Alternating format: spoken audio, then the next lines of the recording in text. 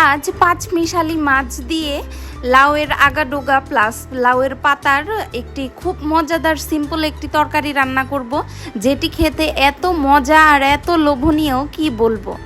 এখানে আমি খুব ফ্রেশ লাউয়ের পাতা আর আগাডোগাগুলো নিয়েছি।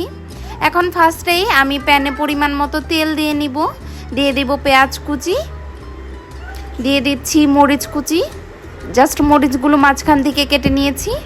এখন দিয়ে দিব পরিমাণ মতো লবণ, দিয়ে দিচ্ছি হলুদ গুঁড়ো, আর দিয়ে দিব সামান্য পরিমাণ ধনিয়া গুঁড়ো।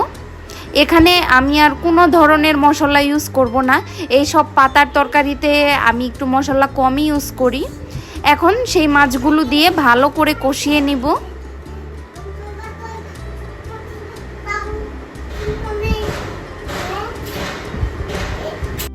আমি হালকা করে একটু পানি দিয়ে নিয়েছি, যেহেতু এখানে অনেক ধরনের মাছ আছে, কই মাছগুলো একটু শক্ত টাইপের, এর জন্য পানি দিয়ে ভালো করে কষিয়ে নিয়েছি। এখন সেই আগে থাকতে ক্লিন করা লাউয়ের পাতা আর আগাডোগাগুলো দিয়ে আমি আলতো হাতে নেড়ে ঢাকনা দিয়ে ঢেকে দেব। বেশি নাড়াচাড়া করব না, ঢাকনা দিয়ে ঢেকে দিলেই এর এক্সট্রা যে পানিটা আছে লাউয়ের পাতা থেকে সেটি বের হয়ে আসবে। এই তো আমি 1 মিনিটের মতো ঢাকনা দিয়ে ঢেকে রেখেছিলাম, দেখুন কতটা পরিমাণে পানি বের হয়েছে। এই পানি দিয়েই আমি ভালো করে পাতা আর মাছগুলো আরও কিছু সময় নিয়ে কষিয়ে নেব। আমি খুব ভালো করে কষিয়ে নিয়েছি। এখন ঝোলের পানি আর সেদ্ধ হতে যতটা পানি লাগবে আমি সেটা পরিমাণ অনুযায়ী পানি দিয়ে ঢাকনা দিয়ে ঢেকে আরও কিছুক্ষণ জাল করে নেব।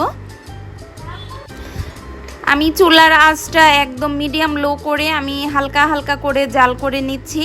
এই পাতার তরকারিটা খেতে এত মজা লাগে কি বলবো, আপনারা অবশ্যই একবার হলেও ট্রাই করে দেখবেন যারা এখনও ট্রাই করেননি। আর এরকম পাঁচমিশালি মাছ দিয়ে যে কোনো তরকারি খেতেই অনেক মজা লাগে।